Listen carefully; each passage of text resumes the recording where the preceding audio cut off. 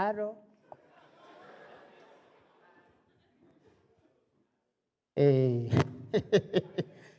yo ndaryohewe yemwe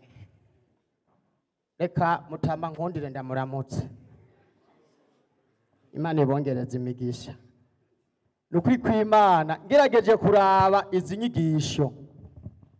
ni ryambe c'est la première fois ngerageje kubikurikirana aradusengera gose tworaba ku mavi aguma dusengera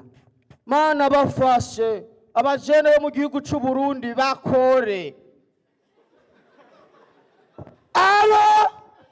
uri mawe emwe namubonye nawe yatamuye akabiri koroshe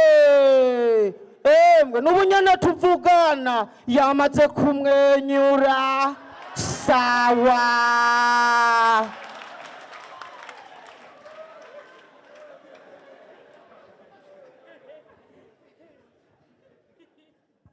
abajene turi ngaha waruzi ngo gutera imbere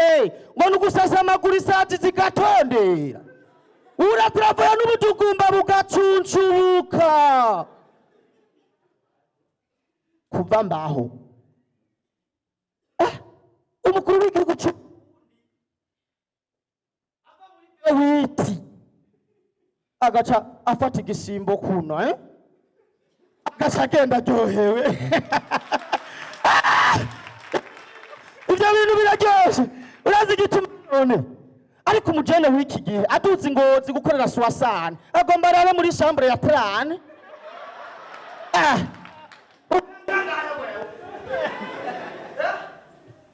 Imana imwongereza imigisha imuhe kuramba kuko imyaka nkavyari turi kumwe novyibuka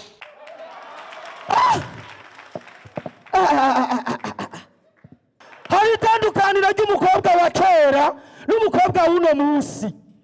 umukobwa wa kera agize mariage kuwa gatandatu yaramara nk'indwi zitatu gutambuka vyanga ariko umukobwa w'uno munsi agize mariage kuwa gatandatu kuwa Mungu musanga ku musenyi karire kinyana agaseke bakobwa muri hano muritonda baze babakweshe muri hano yafasha abantu bose mukomoka Igitega mikomera amashi nta muntu n'umwe atagira ifufu igikane bose igituma none kera yari amavoka n'ibijumbu ariko ubu nirago abajene bose bamaze guhindura ingendo leta mvyeyi nuvuga umuhinga uzawumva ngo je ndi umunyagitega jitiji murakoze